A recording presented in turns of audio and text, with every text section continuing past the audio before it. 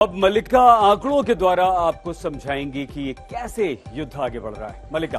बिल्कुल सही। देखिए, हर युद्ध में कई मोर्चे होते हैं। एक मोर्चा होता है आमने सामने की लड़ाई का, जहां पर एक पक्ष वार करता है तो दूसरा पक्ष पलटवार करता है। एक ओर से हमला होता है तो दूसरी तरफ से उस हमले का जवाब दिया जाता है। एक और मोर्चा होता है, वो है प्रोपेगेंडा का, यानी कि दोनों देशों के बीच प्रोपेगेंडा वॉर भी चल रही है।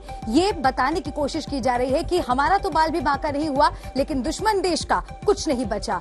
आखिर सवाल उठता है कि मौत के आंकड़ों को लेकर हकीकत क्या है सही आंकड़ा, उस पर नजर डालते हैं। आपको दिखाते हैं युद्ध पर प्रोपेगेंडा वॉर से जुड़ी कुछ जानकारी ग्राफिक्स के जरिए। रूस ने माना है अब तक कि 1351 रूसी जवानों की इस युद्ध में मौत हुई है, यानी कि रूस ने यह बात मानी है कि कुछ हद तक नुकसान रूस को भी पहुंचा है। और साथ ही आपको दिखा रहे हैं रूसी जवान 7000 से 15000 मारे गए हैं, ऐसा दावा यूक्रेन की तरफ से किया जा रहा है। यूरोपीय देश भी लगातार यही दावा कर रहे हैं। युद्ध पर प्रोपेगेंडा वार चल रही है और कहीं ना कहीं यह सवाल गहरा होता जा रहा है कि आखिर कौन सा देश सच बोल रहा है।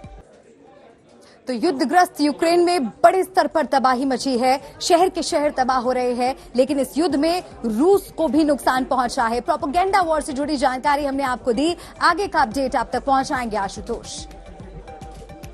बिल्कुल, देखिए, जानना जरूरी है कि यूक्रेन का अभी मदद किस तरह से पहुंचाया जा रहा है यूक्रेन को, और अमेरिका किस तरह से मदद के लिए आगे बढ़ा है। जानना जरूरी है। 18,155 मिलीमीटर हाउवित्जर तोप प्रोवाइड कराने की यह बात अमेरिका की तरफ से हो रही है। यूक्रेन को आर्म्स पैकेज, ये जो अमेरिका की तरफ से दावा किया जा रहा है कि हम पहुंचाएंगे मदद। लेकिन सबसे बड़ी बात है कि जो तोप के गोले भी खत्म हो रहे हैं, और किस तरह से हमने देखा कि ज़ेलेंस्की लगातार हामी भर रहे हैं कि भाई हमें हथियार दो। नाटो से अपील कर रहे हैं, अमेरिका से अपील कर रहे हैं, इसलिए अमेरिका भी आगे उनकी बढ़कर मदद कर रहा है। जाहिर सी बात है, रूस से टक्कर लेना है तो अमेरिका को आगे आना होगा। हालांकि परोक्ष तौर पर किस तरह से सामने आ रहे हैं ये भी देखने वाली बात है। 10 रडार देने की बात कही गई है।